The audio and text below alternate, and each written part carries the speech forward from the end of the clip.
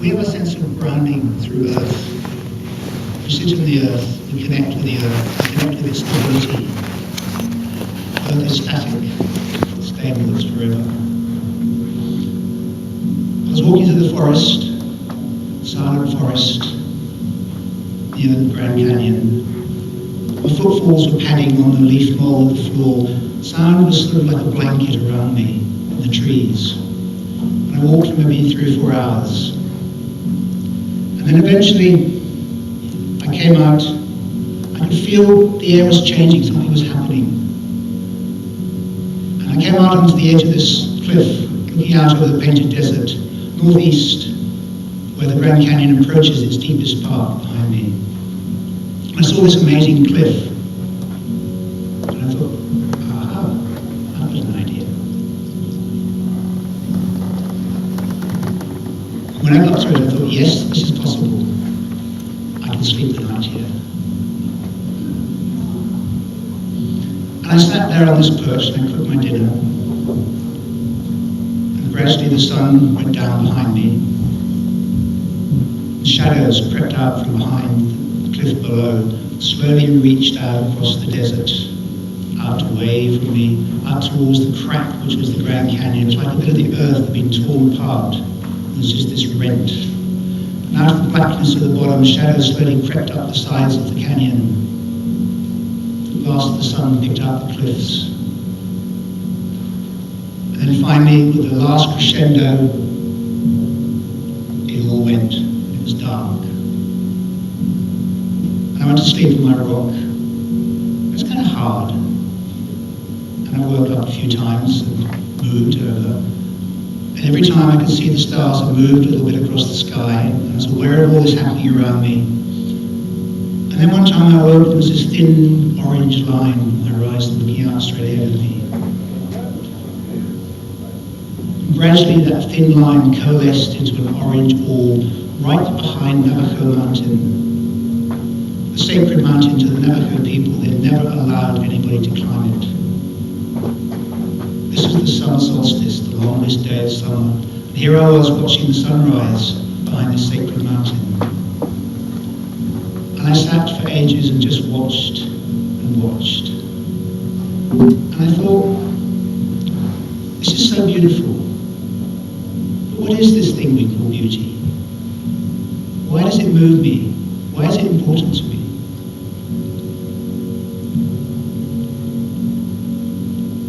So I started to think about the history of humans.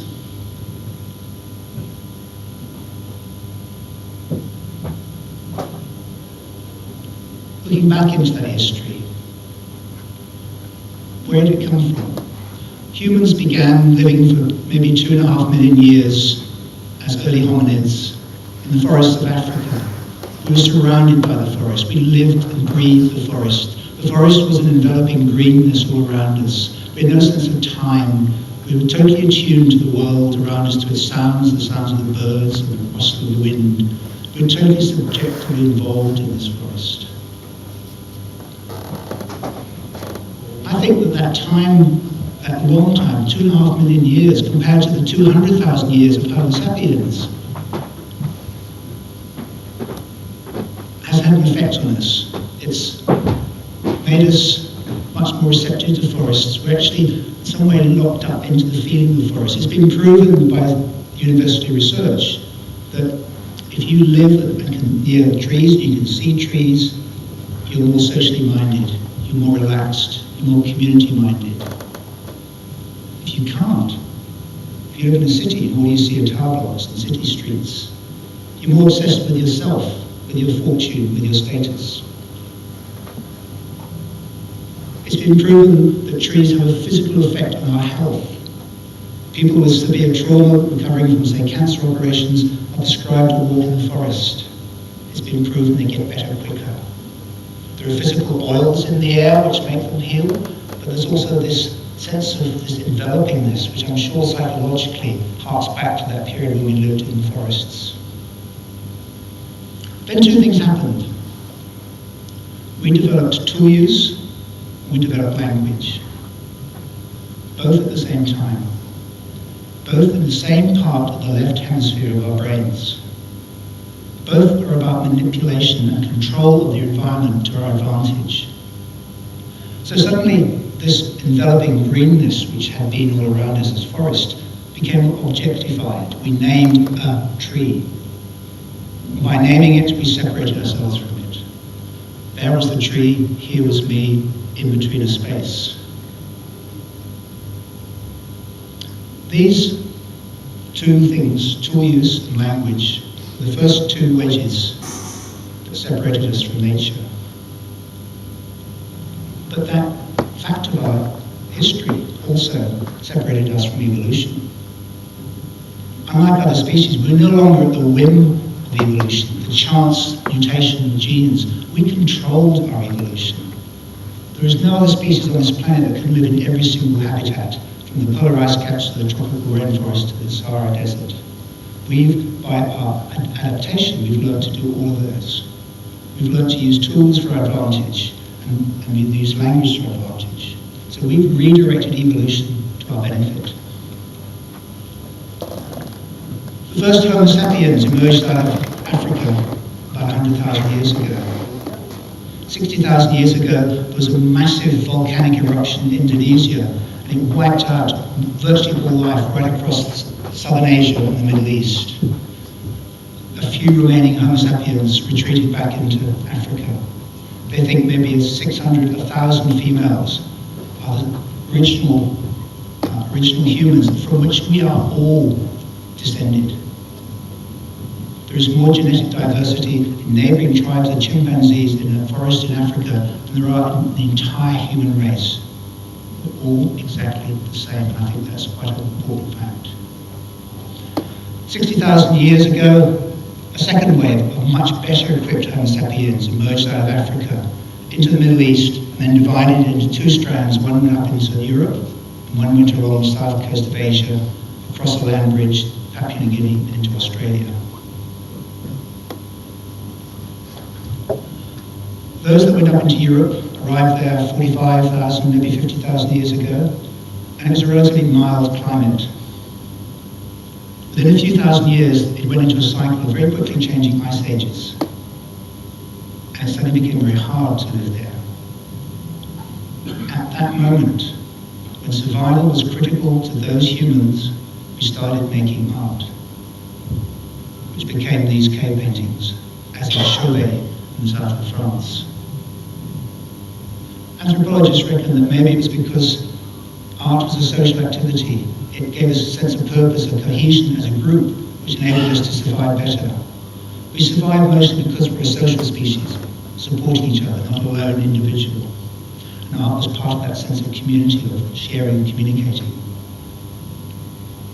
Now, if I said to you, from memory, in a dark cave, and there a cave bear lurking down there, maybe, might eat you. Just with a burning juniper bush, from memory and a charcoal stick, draw a line. I couldn't do that.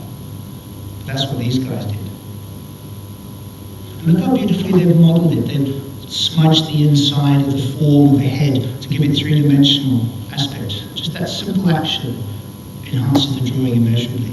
They sometimes drew these heads around a mound in the rock, which when they lit it with lights made it look three-dimensional, made it look even more real.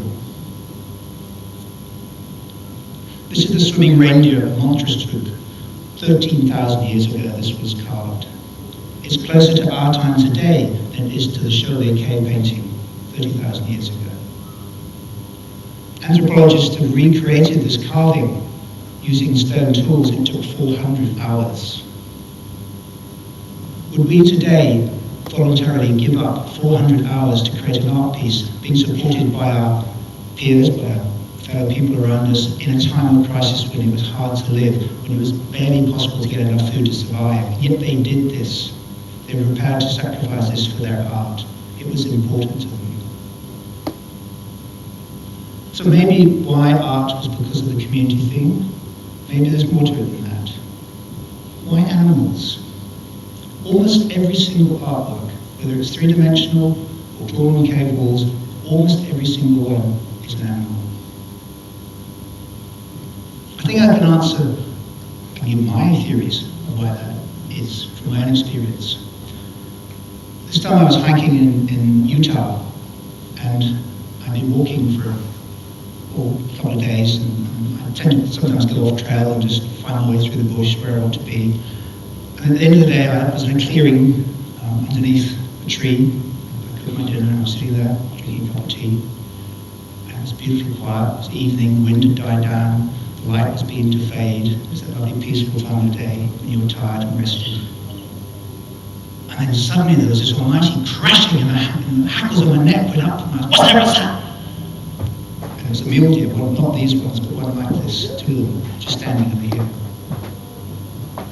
I hissed and froze, and she froze, and we looked at each other, and we had this fantastic eye contact for what seemed like forever. And then slowly, she moved off, came back. Okay. And then quietly, with high stepping movement through the brush, vanished. And I remember that, absolutely. Because my adrenaline was up and I was scared initially and excited. And it was seared in my brain in a way a normal experience wouldn't have been. And more than that, I'm now sharing it with you because it was such an amazing experience. I think that's what these people were doing. They had these intense experiences with animals. And don't forget that in their time, there were very few humans and there were thousands of animals. And they wanted to share these experiences. But it was also their connection to nature. Maybe in that connection, they sensed something. They sensed some sense of loss, that we're not quite the same as these animals. They know what to eat instinctively. They don't seem to die of eating a poisoned mushroom. I don't know if I can eat that. It killed another guy. Maybe this is one of those, or maybe it's not. I don't know. I don't know when to migrate. Maybe the snows will come early this year, or maybe we should go now. We don't know. So we had doubt. And we realized that there was a difference between us and the animals. And we were trying to work out that difference. We went back into the womb of the earth with these torches and in these caves. We created these drawings, trying to work through this trauma. There's an anthropologist who was also a poet called Clayton Eshelman, and he coined the beautiful phrase, postcards of nostalgia. That these are in some way a nostalgic ode to something which we felt we'd lost. And because we're social creatures, we create art, we communicate, we've done it ever since, for 40,000, 50,000 years since then, in every single culture, in every single part of the globe. I think this sense of separation, this dichotomy, came back again in the Romantic era. Their objectivity allowed them to experience and write about nature, but it separated them from it at the same time. They wanted to be a part of it, but being a part of it and immersed in it, they didn't have that objectivity. They needed to be artists to write about it. This was the dilemma of the Romantic artists. So then Homo sapiens settled down into a long period of living as hunter-gatherers, epitomized by this beautiful carving from northern Germany of half lion, half man figure carved out of a bone. Hunter-gatherers need to know the animal. They didn't have long-range rifles like we do today. They had to get close. They had to stalk the animal for days to understand it, its movements, its fears, where it goes, its habits. Learn to be it. They had to live it. They became the animal. They wore its skins, they ate its flesh, they used its bones for carving and its sinews for ropes. They absolutely wound up the animal. Inuit of today say you cannot carve an animal if you haven't hunted it. The hunter is implicitly bound up with the creature. And in that world, nature will provide if you are respectful of it. Today, hunter-gatherer societies that are still living, we learn from them, we can extrapolate back. We're pretty sure that the hunter-gatherers of this period were also like that.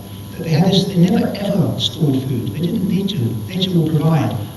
But you have to have the right attitude. If you go out there with the wrong attitude, they won't give themselves up to you. hunter-gatherers were egalitarian. They had no kings, no rulers, no homes, nothing possessions except a few tools they carried with them as they moved. They practiced geronticide and probably infanticide to keep their population down. They were very lean, very healthy. They had no concept of nature. They only had understanding individual relationships with animals and plants. The idea of an overall thing of nature didn't exist to them. That wasn't their world. There was no, in that world of what we call nature, there was no hoarding, there was no exploitation, so they didn't do that. It wasn't a model which they saw around them, so they lived like other creatures in a pretty good balance with the world. Then we started farming. And those wild, free creatures who we draw on the walls of caves are now domesticated and tamed, and no longer look you in the eye with the same spirit. Anthropologists have found that early farming communities of the Neolithic period began in Turkey 10,000 years ago onwards, were far less healthy than hunter-gatherers. The skeletons were smaller, showed signs of malnutrition in their teeth and their bones. Their close proximity with animals had picked up diseases we hadn't had before, and living in tight communities, in villages and towns, they passed those diseases around more quickly. There were times of famine, when the crops failed and they had no food. They didn't know how to hunt anymore. Farming was the third wedge that separated us from the natural world. And it leads today to this ghastly depiction of animals, these cartoon figures that we use to sell the food we eat. The roly-poly happy pig showing you a pig hamburger, a pork hamburger for you to eat, as if nature would do that. Or, conversely, the non-domesticated animals, the ones we haven't been able to tame, who remain wild in spirit like sharks and wolves, are demonized and turned into these horrific ogres, which they're not.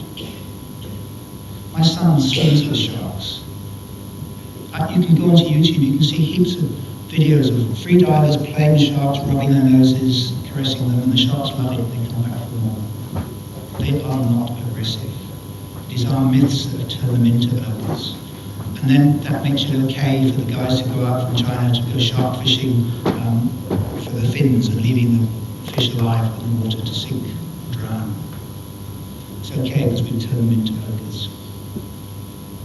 And it's led to this globalization of food where you buy a single biscuit from the shop, you don't know what's in it, where it's come from. There's bits from all over the world, some maybe dubious practices or chemicals added, little traces of things that you don't know what's gone into it.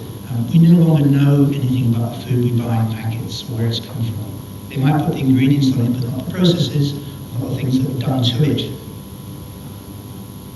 Globalization has taken over and separated us even more from food, but food comes from nature.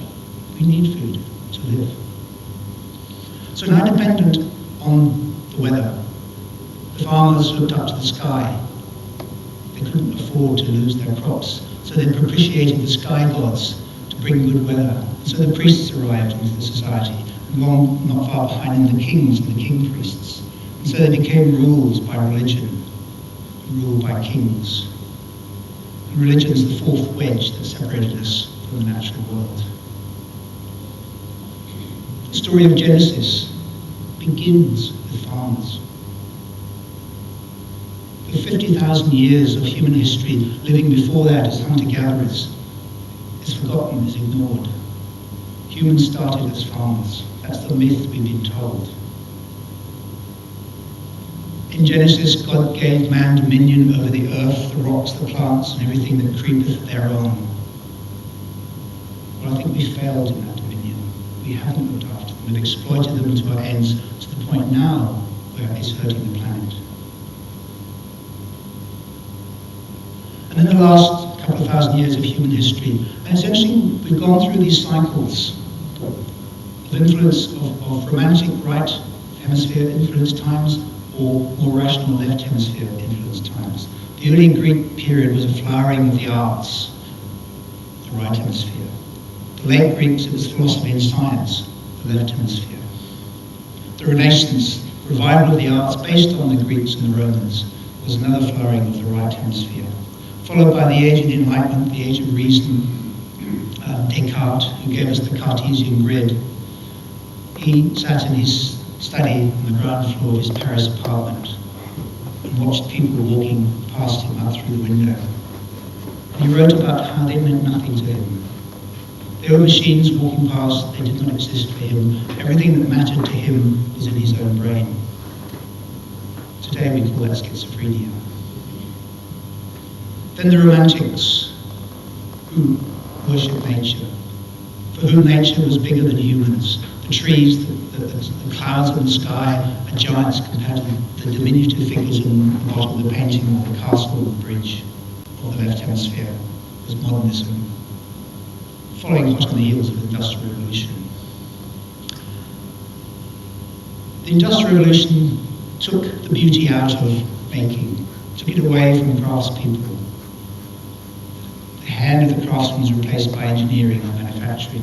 The care of the craftsman and the beauty of the craftsperson was replaced by economics and the dollar. To the point where we've got these monster ships which plough in a straight line across the oceans, irrespective of the winds and the currents, pushing this enormously inefficient bow wave in front of them with violently turbulent propellers which are also equally inefficient at the back, pumping out fumes and carbon dioxide into the exhaust to bring us oil. This is the metaphor for our times today, irrespective of the environment of the world, punching through the seas. Industrialization is the last wedge that separated us from the natural world. So while things became made by industry, by manufacturing, philosophers took the idea of beauty over into the world of the art, and they separated it out, starting with Kant and later with Schopenhauer, who wrote about contemplating the perfection of form without any worldly agenda. Any intrusion of utility or politics would ruin the point of beauty. So it's useful, it can't be beautiful. So we become connoisseurs of beauty. We observe it from a distance, we walk around them, and they are beautiful, but we walk around these artworks in the cold white cube of municipal galleries and look at them from a distance, separated from them. Meanwhile, outside, commerce gets on, making as much stuff as it possibly can, irrespective of the environment. In the 19th century, the German Rationalists tried to reduce the world into manageable facts and reduction into small components which they could control. And this is the left brain. This is the way the left brain works. It operates in a self-reflexive hall of mirrors. It thinks it knows all the answers. It has no connection to the world outside it. Within that world, it thinks it is right, and it thinks everything happens within that world. It's only through the right hemisphere that we connect to the world around us and feel the world around us. But our world has become dominated by the left hemisphere. It's tried to impose this order on the world, this grid on the world, like the grid of the 1 mile square blocks across the northwest prairies of the United States. But underneath, it's still nature. However much we impose our grid, nature's still there.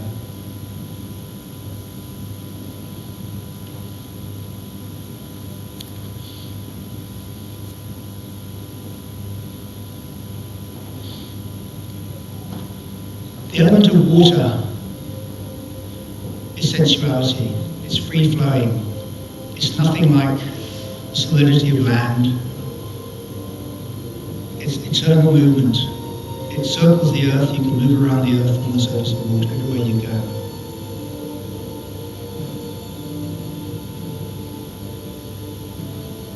The wind is up.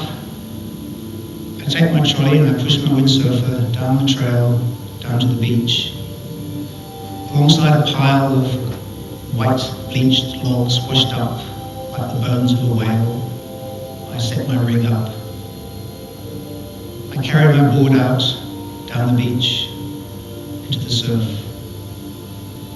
waiting for a break. When the waves aren't so big, I leap up and sail out through the surf. Careful here, I've broken gear in the waves. Get out through the breaking waves.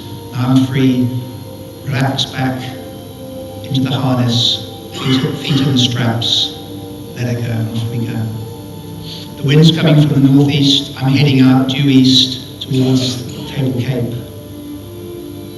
The waves leap up in front of me, the board jumps over them, dives down the surface in front and up the next.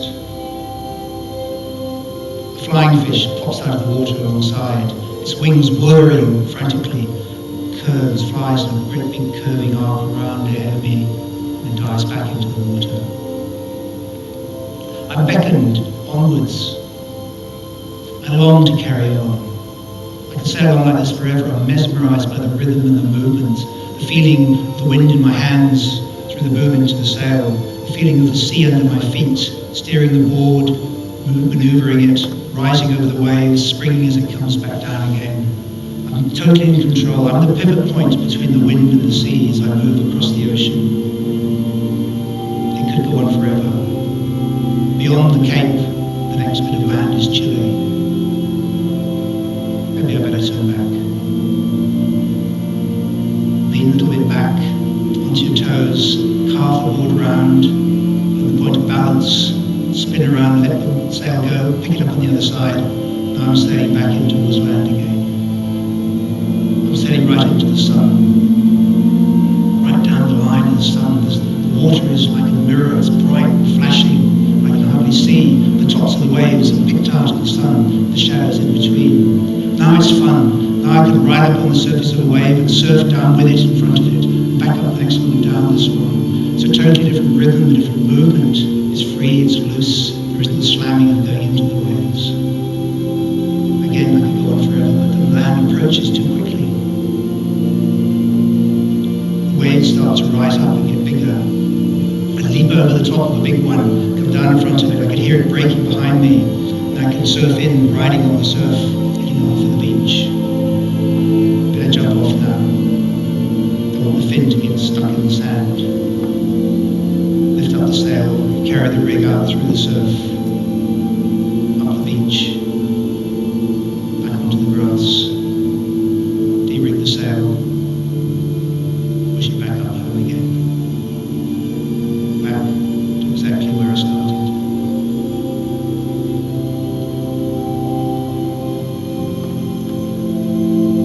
I love the land. I long to caress its curves, to run its hand over the folds of mountains and delve into the depths where the forest floats. But I love the sea more because it caresses me.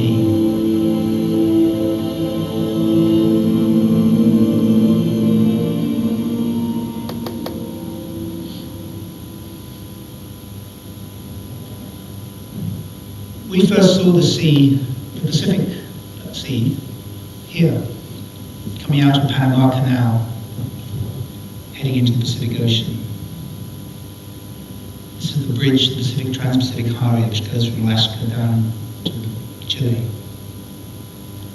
Not far from here, Balboa was the first European to see the Pacific and called it the Pacific Ocean.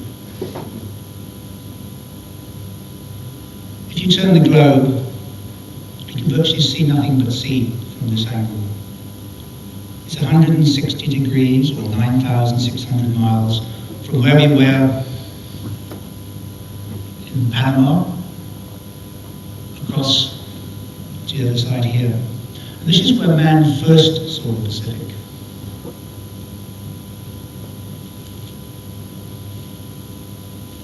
The first wave of early Homo sapiens came down across that land bridge through Papua New Guinea into Australia. And some settled on the edge here, and they looked out across this ocean. They were the first people to see the Pacific. Then many thousands of years later, maybe 3,000, 4,000 years ago, some people started to move south out of Taiwan, hopping down across the island chain of the Philippines, and ended up again in this same area, the Bismarck Archipelago, Admiralty Islands, just north of Papua New Guinea, where they became known as the Lapita people because of the pottery they made. They lived there for a couple of thousand years, then they moved on into Samoa and Fiji. By now they were Polynesians. They paused there, and then finally they migrated throughout the Pacific, discovering virtually every single island in the Pacific. They did this before Britons could cross a river in a coracle. I think this is one of the greatest feats that humans have have actually done in this planet, in the history of our race. To be able to navigate this vast ocean and find these islands in the first place and then find them again and colonize them. With no instruments, they did it entirely with their prodigious knowledge of the stars and the sky above them. They knew it so well, they knew it from memory. They had no tools with them. The things they carried, the things they taught, we've got today, of how they passed on the knowledge of navigation. But when they were out there on the sea, they had no tools. They just knew enough about these stars and their movement through the heavens, through the different times of the year, because at the same time of year, a different time of year, a different star will be above the same island. So you need not just to know the movement of the stars, but the time of year when you were sailing. They knew all this. They were able to find their way back to these islands. It's a spherical knowledge, it's a complete intuitive knowledge. It's a knowledge we can't understand in our world today of grids of longitude and latitude and cell phones. It's a knowledge that's acquired with intense learning over many years of their lives.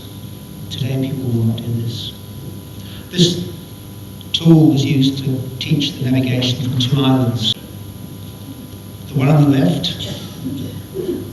to the one on the right. And it might be several days apart in relation to a third island up here, which they can't see, but they can imagine where it is. All the time they're sailing, the navigator's thinking, where's that island over here? And there are different stages along the route which are marked on this.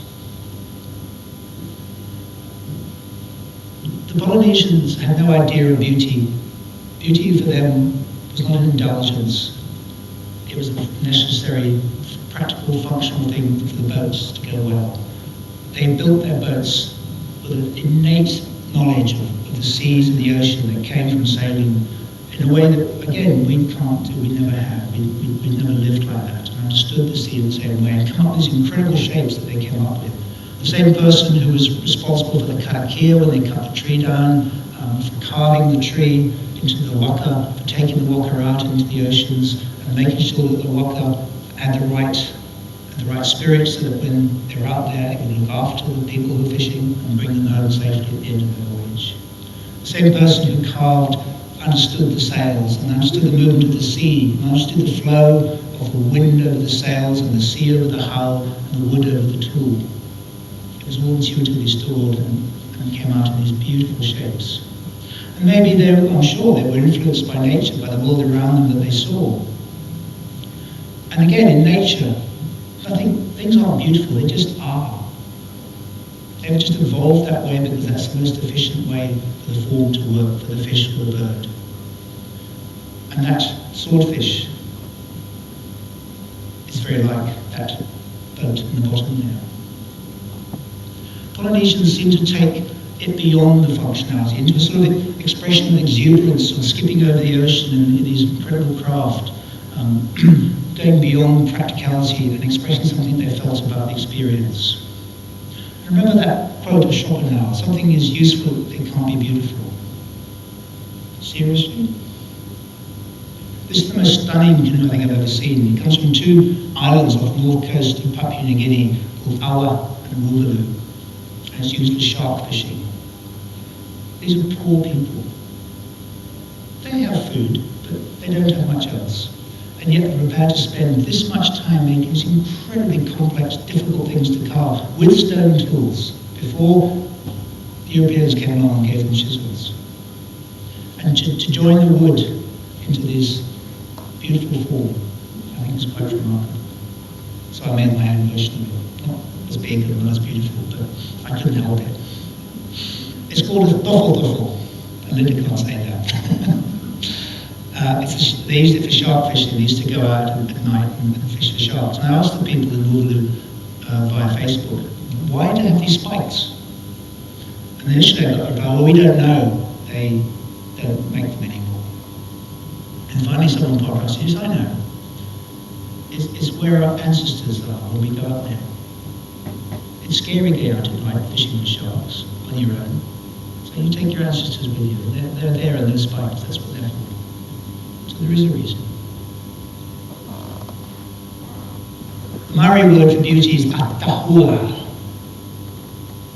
I talked to the Kamatu at a marae up in my ear, and I asked them about this. And I said, what does beauty mean to you? And I said, well, it's not really intrinsic in an object like you guys believe it is. It's the relationship.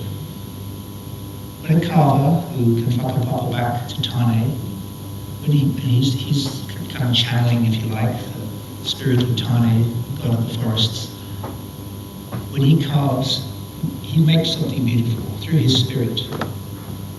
But then the carving will make other people beautiful in return, in reciprocation. It's a two-way process. If you create something beautiful, it will make other people beautiful. I love that concept. With the Kalbasha, we walked down to the cove nearby, near the marae, and they explained to me this is where we pulled up our pocket when we first arrived here, many generations ago. You can see, look here, the rapa, this is where we hid it. We went off to explore. We come down here sometimes. We come here to talk to our tapuna, our ancestors.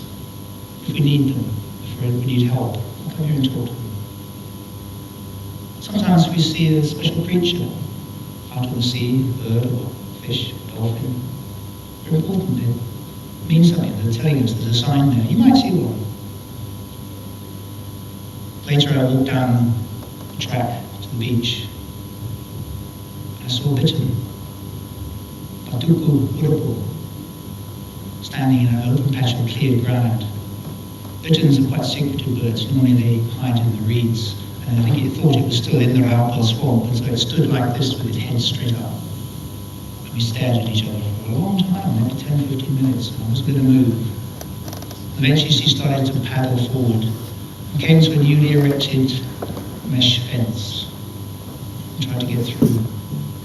I couldn't. And tried again, I couldn't. The mesh was too small. All mesh, all the grid was the same size. She tried and tried and couldn't get through, becoming more agitated. And eventually gave up, turned around and flew off with long, loping wind beats into the distance. I breathed a sigh of relief and walked on.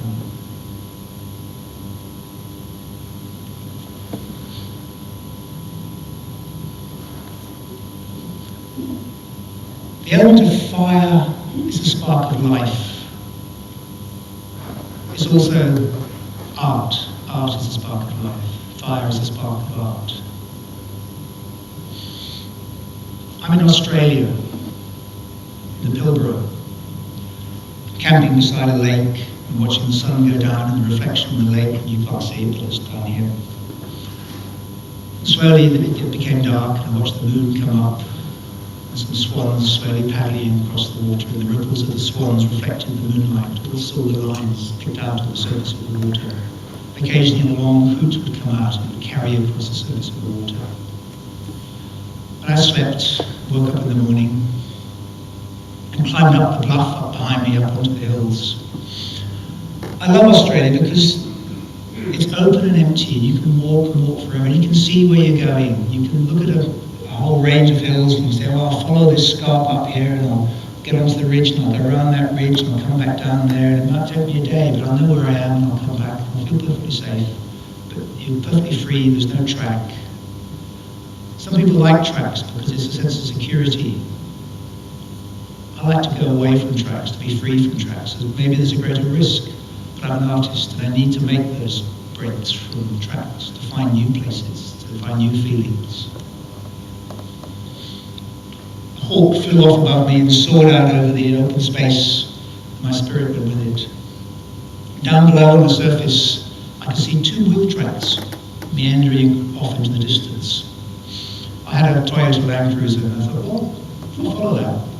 Somewhere in that direction, the track seems to be going, maybe a couple of days away. I know there's a main road. Let's see if we can find that. This land of Australia, it's old. It's older than we can imagine. Think of a rock this size. I'll put that on the ground outside. How long will it take that rock to erode into sand? I can't imagine. It'll be a long time. Australia used to be a mountain range bigger than the Himalayas. It eroded into sand, the whole blooming lot. And it became this massive plain of sand, which had all once been mountain, layered and layered, and over millions and billions of years, this land moved around on the surface of the Earth in a very stable way. It didn't go over any hot spots, there were no earthquakes, no disruptions. It wasn't pushed up and convoluted, it was just layers of strata. And eventually it did a little bit, there was some ripples and some hills forward, and then new hills came up, and then they were eroded down, and they became the hills you see around the Pilbara and Alice Springs. It's so old, we can't imagine. And the people who live there have lived there longer than any other extant people apart from the Sand Bushmen of the Kalahari. And it's interesting that in recent years there's a new resurgence of art that the Aboriginal people have started to produce. It began in the 70s with men only painting relatively pictorial images of the dreaming, diagrams of how the ancestor moved across the land, places where they stopped and slept. And then, maybe 10, 15 years ago, women started painting in a quite different way. It was abstract, it was free, it had no pictorial references like the men's painting. Traditionally, the women used to make art on their bodies, either paintings on their bodies when they had women-only dancing sessions, gatherings together when they would dance with this painting on them, or they would go out into the bush along the sites of the dreaming, where the dreaming had happened, the places where the ancestors had stopped, and they'd cut their bodies with lines. They'd take the sacred fertile earth where the ancestor had stopped for sleep, or pee, or food, and they'd put this in the cut, and they'd make this cicatrice, these welts on their skin, which became decorative. So for the women, the body and the land and their art were totally the same thing. So when they started painting, it was the same. The canvas, the body became the canvas, the earth became the canvas, the earth became the pigment. To produce paintings like this, the beautiful paintings of this is Dorothy Napier, there is no rational thinking about this art. This is pure intuitive feeling. It's the feeling of the land coming up through the rhythm of the painting. They're almost in a trance. You watch videos of them painting, and it's absolutely rhythmic, trance-like. They drop the paint into the pot. Paint, dot, dot, dot, dot. Paint, dot, dot, dot, dot. There's no intrusive left brain sort of saying, what should we do, where should we go, what's all this about?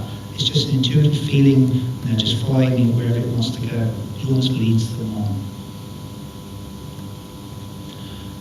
They know the land like no other. I've seen the patterns in the land that they paint on their paintings, either on the macro scale or the micro scale. They say their paintings are a cry of the land, saying, help, we're not being looked after, you need to look after us better. We're speaking on behalf of the land, not just in Australia, but in all the world. And the paintings have been recognised. They're in the main big galleries in New York, Paris and London. I think they're one of the most exciting forms of contemporary art in the world today.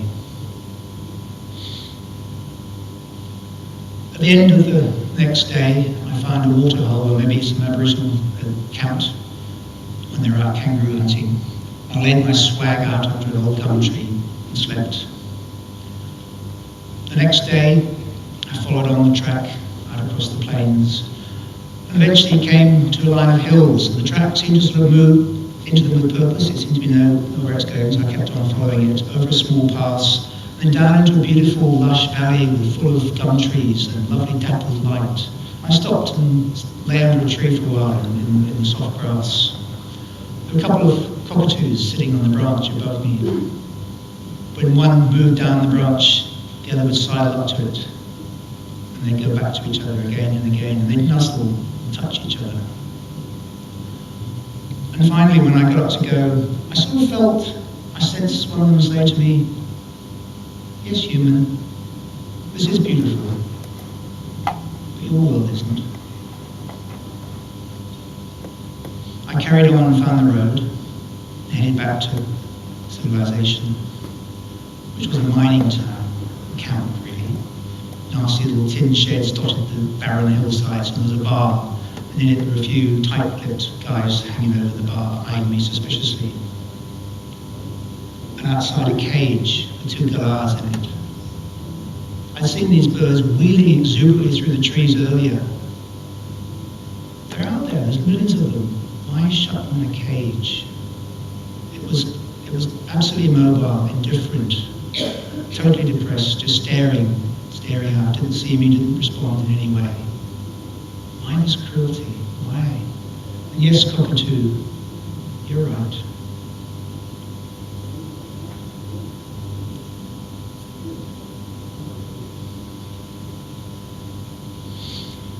So in our world today, we're dominated by what I call the masters of the universe,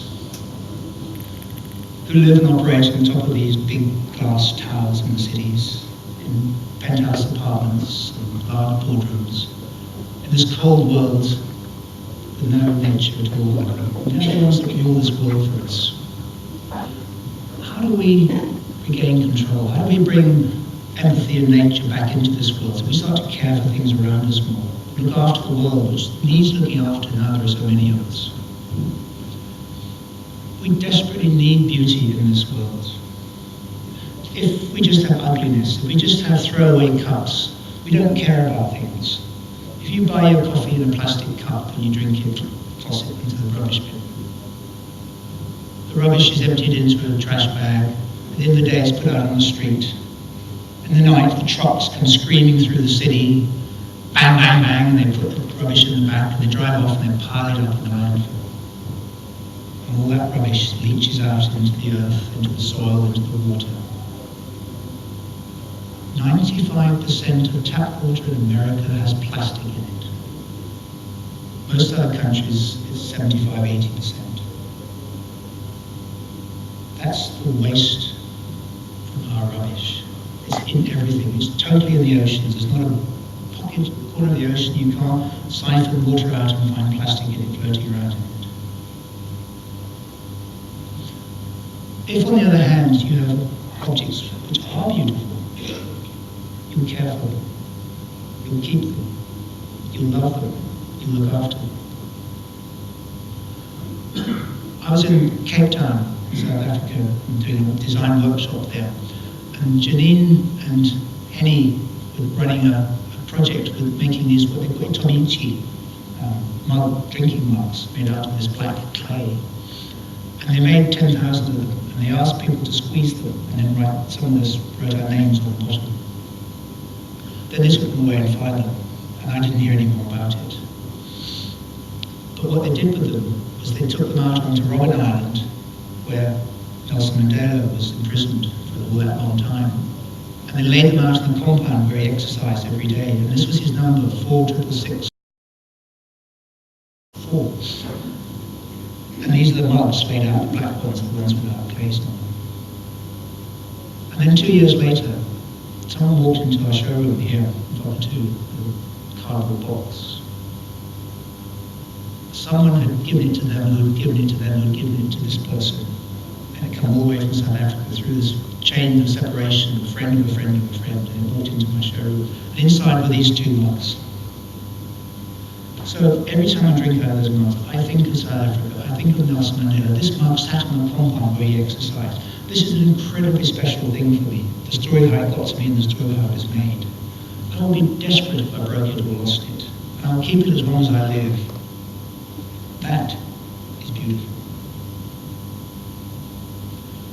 If we have ugliness in our homes, if we accept it in our homes, we'll accept it in our cities, we'll accept it in the destruction of our forests and the nature around us. It begins in home, it begins with us and our attitude. Beauty has become a commodity which you have to buy. You can't have it by right. The style tribe controls what is beautiful, and you can only be beautiful if you spent enough money and if you bought it. I want to take beauty away from the style tribe and bring it back into everyday life and say, yes, you can be beautiful, because you might be 70 years old, you might have a lined face, but you're just as beautiful as that model on the cover of Vogue. You don't have to spend money to be beautiful. We're starting very too slowly to build more responsible housing buildings, eco-housing, eco-buildings. But it's not enough to make it green and low carbon and all the rest of it, which we have to do, is vitally important. But if we don't make those buildings beautiful, we won't then look after them. We won't keep them, protect them. But also, remember the Maori word of beauty. If those buildings are beautiful, they make us beautiful. The mugs make me beautiful. It's a two-way process. Beautiful things make us better. Ugly things make us worse. There's a movement to enshrine the rights of nature in law. It started in Bolivia and it's now here in New Zealand with the Wanganui River and the Uruwera Park. And at first I thought, wow, that's great, for recognising the rights of nature. And I thought, no, hang on a minute. That's the wrong way around. That is the ultimate act of human hubris, to give nature our rights. To say, hey, you guys, if you don't like what we're doing to us, you can sue us. We depend on nature, we're part of nature. We don't give it rights. We have rights to use it, to be there.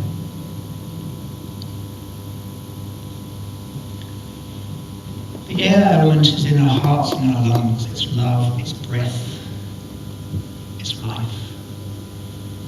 A couple of years ago, I trekked in the Himalayas with my two sons, Sam and William. This is Kambuchen, one of the last villages on the trek. We went up to the base camp of Kanchenjunga, Tibetan settlement, which is only used in the summer when there's no snow. I think all the early religions began in mountains, the sense of uplift that mountains give us, lifting our eyes, our gaze, our aspirations upwards, maybe inspired the early religions. And I think we go back to them for the same reasons, but we find different things. I think today, if there is a spirituality, it's expressed more as a form of animism, a belief in the life, the structures of life, the forces of nature. I think this is what we're talking about now today with religion. After walking for nearly 3 weeks, we were coming up down a valley. We took a side trip, 2,000 meters up the side of the valley onto a ridge.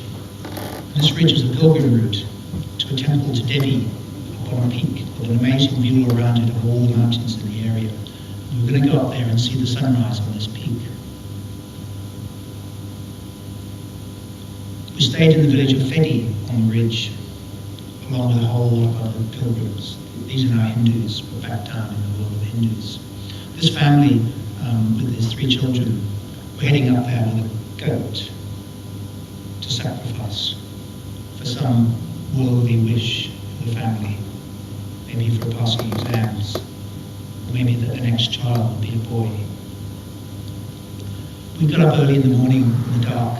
As we were dressing, we shared our dreams. All 3 of us had dreamed of the goat. It had been bleating in the night. Its noise, its plaintive calls, it echoed into our dreams, either awake or asleep.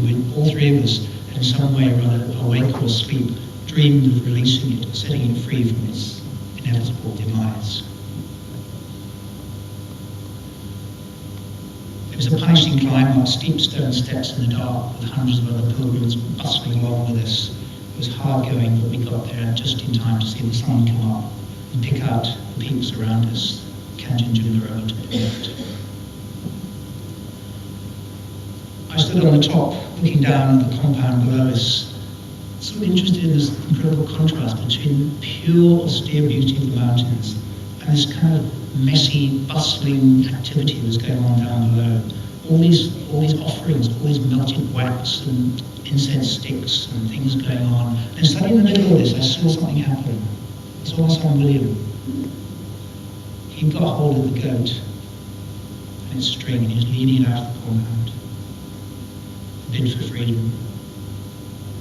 The last minute at the gate, our guide headed him off, grabbed its string, and took it back to its inevitable fate on the block.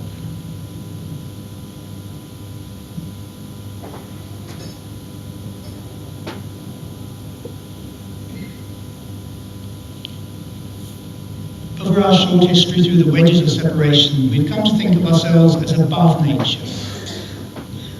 We've tamed animals and plants and made them the way we want them. This sense of separation gave us the impression that the other, that nature was somehow stable and unaffected by us. Now we know we are causing climate change. We're in the Anthropocene era, the era when humans affect nature. But we know we're causing it, but we can't control it. We realize that we are still part of nature because of that. Like it or not, we're still part of nature, and we depend faithfully on nature for our fresh air, our clean water, and our food. Over the years, science sort of helped us separate from nature by breaking it up like the reductionists, by controlling it, by learning about it. But then, ironically, more recently, it's done the opposite, because it started to show that actually we are totally a part of nature. 50% of the genes and the DNA in our body and the cells in our body are not ours, they're other creatures. Half of our bodies are other creatures, like the microbes in our gut that we need to digest the food. We're dependent on all these creatures. We're not separate from nature. We are a part of nature. And then in the macro scale, looking out into the world, into the universe, we realize how vast the universe is, how insignificant we are. Endless universe that goes on forever. There's bound to be other life forms out there. We are nothing compared to that. We'll be here and gone in no time. So science has actually brought us back, reconnected us to nature in an ironic way. Life on this planet is a miracle, whichever way you look at it.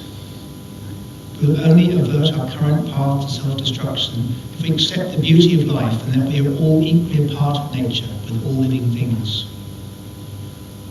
Instead of trying to control nature, we should let go and revel in its beauty.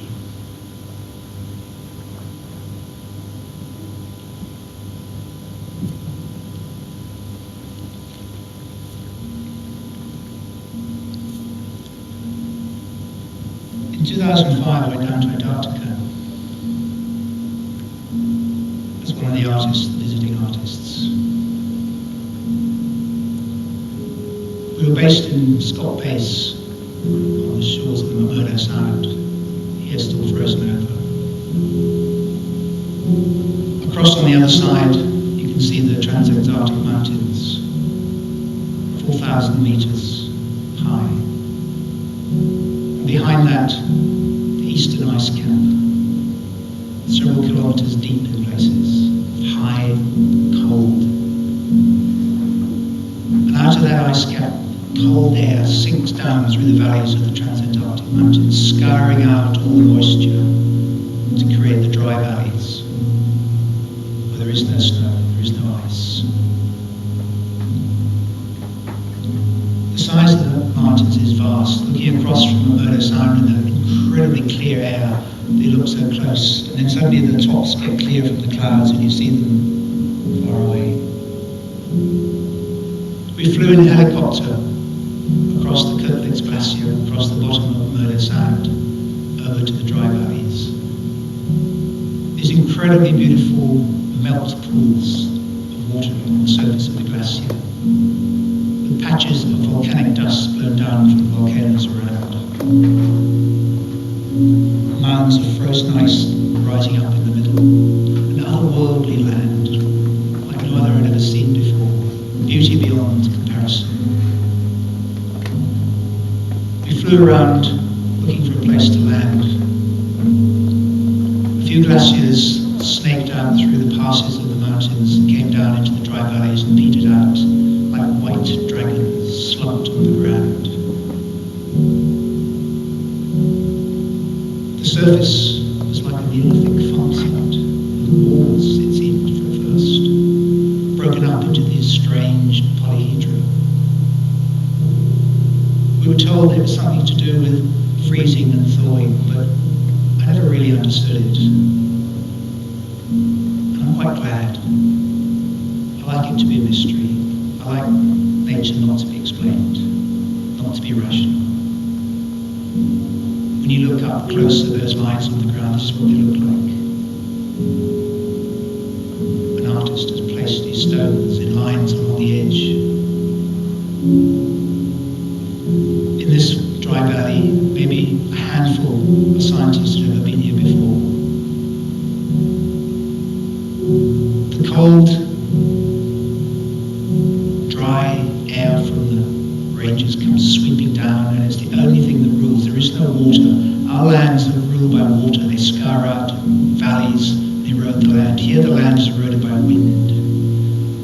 It eddies and trickles around these rocks, and the grit strewn in the wind scours out the rocks and creates these beautiful carvings which are called ventifacts. The rules of nature just don't apply. Big rocks sit on medium rocks, sit on little rocks. And way up several miles from the frozen sea, we found the remains of seals. Maybe, I think they've done tests on them, some are 1,000, 1,300 years old, because the air is so dry, it's mummified them. There they remain. An attenuated hand remains of a flipper. We walked up to the snout of the glacier. You can see a figure on the right there. A little trickle of water, summer melt was coming out of it. It was dirty, messy, tumbling, retreating. And then we separated. And I climbed up onto a ridge, went back along the ridge. And if all I'd ever wanted was empty land to wander over, this was the walk of a lifetime. Maybe no one had ever been here before. Maybe I was the first Homo sapiens to walk on these rocks, on this land. In the distance, Mount Erebus on Ross Island. It was like tabula rasa. It was like the world was empty. It was like there was no apple, there was no garden. It was a new beginning. In the cold, searing blue light of Antarctica, I felt anything was possible.